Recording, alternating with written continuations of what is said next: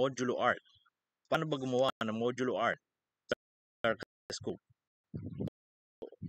Simula mga kaibigan, bago lang ating channel at gusto nyo pa ng ganito mga kaalaman tungkol sa paggawa ng modulo art, don't forget to click the subscribe button and notification bell sa baba ng ating video para lagi kayong update sa aking mga latest uploads sa aking channel. So, paano nga ba ang paggawa ng circular kaleidoscope? May iba't iba yung uri ng circular ng modulo art mga kaibigan. Nandiyan ang Latin square, converging segment, standard kaleidoscope, circular kaleidoscope, at circular residue. So, dito muna tayo sa circular kaleidoscope. Ang una natin gagawin, syempre, gagawa tayo ng 4 quadrants. Kaya nga inline ito sa math.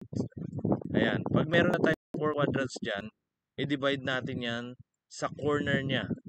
So, magiging 1, 2, 3, 4. 1, 2, 3, 4. So, 4 sa taas, 4 sa baba. Okay? So, ngayon, dagdagan pa natin. I-divide pa natin sa dyan. At, i-divide pa natin ng yan. So, lahat-lahat yan mga kaibigan, kung bibilangin natin, yan ay 8 sa taas at 8 sa baba. So, yan. 1, 2, 3, 4, 5, 6, 7, 8. So, yan yung circular kaleidoscope pattern. So, ngayon, nakabuo na tayo ng 8 na division sa taas, 8 na division sa baba. Ngayon, mag-create ka ng circle na tangent dun sa mga side nitong square natin. So, tangent. Another circle dito. Equal ang distance niya. Ayan, equal. Yan. So, 3 circle ang ginawa natin. So, yan ang magiging pattern natin, ha. So, ito ang mga numbering natin sa bawat pattern. Yung dito, unang the upper quadrant on the left side. Ito, ang nakasulat. Lalagyan mo ng number. So, meron tayong 1, 2, 3, 4, 2, 3, 4, 1. So, 3, 4, 1, 2, 4, 1, 2, 3. So, yan, ha. So, makikita ninyo yung pattern. Pwede rin dyan 0, 1, 2, 3.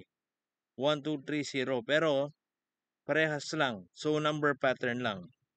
Ngayon, ilalagay mo na yan sa upper left quadrant natin. Okay?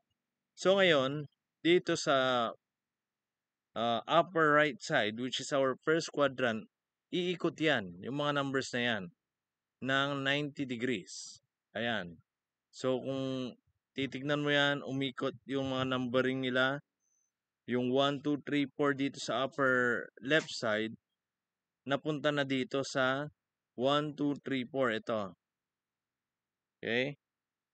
Tapos, ngayon ito, numbering naman ito, iikot uli. Ayan, umikot uli siya. 1, 2, 3, 4, 2, 3, 4, 1, 3, 4, 1, 2, 4, 1, 2, 3. Mamaya, ayusin ko yan para meron kayong pattern sa number na malinaw. Ikot uli yan ng 90 degrees. So, meron tayong 1, 2, 3, 4, 2, 3, 4, 1, 3, 4, 1, 2, at 4, 1, 2, 3. Ngayon, ito, pag-ayusin na natin itong numbers na ito, yan ang kalalabasan. So, para malinaw sa inyo, pwede nyong picturean yan or i-post muna para alam ninyo yung number pattern na nakalagay. Okay? So, ngayon, dun muna tayo sa upper left side ng ating modulo art. Upper left side, ayan yung numbering niya. Okay? Palalaking ko yan. Ganyan. Gagawa tayo ng legend. Ito ang tinatawag na legend.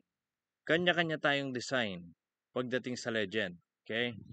Lalagyan mo yung legend ng 1, 2, 3, 4. Kanya-kanyang design yan. Pero to make the modulo art understandable, sinimplihan ko lang muna. Halos pare-parehas lang ang design nila. Ayan.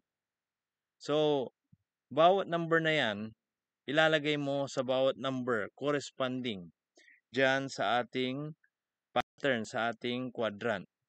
So, lahat ng 1 na design, ilalagay mo sa 1. Ayan. 1, 1, 1. Lahat ng number 2, lahat ng design na nasa number 2, ilalagay mo sa number 2. 2, 2, 2, and 2. Lahat ng nasa 3, lalagyan mo ng 3. Yan. At lahat ng number 4, lalagyan mo ng number 4. Ayan. So, nakita nyo, nakabuo na tayo ng pattern sa ating upper right quadrant, which is our fourth quadrant, or which is considered as the second quadrant. Ayan. So, ilalagay na natin yan. Ayan. Ilagay na natin.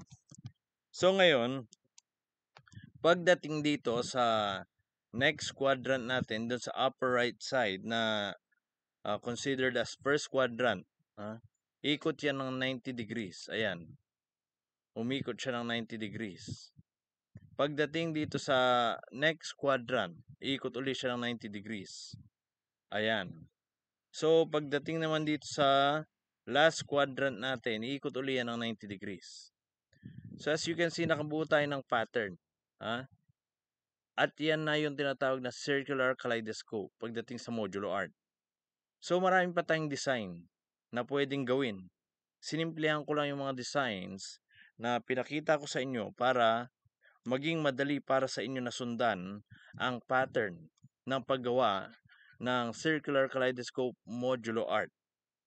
So, dyan lang tayo natapos mga kaibigan. Kung gusto nyo pa ng ganito mga videos tungkol sa kalaman, don't forget to click the subscribe button at yung notification bell sa buwan ng ating video para lagi kayong updated sa aking mga latest uploads sa aking channel. So, that's all for now. And as always, have a nice day, everyone.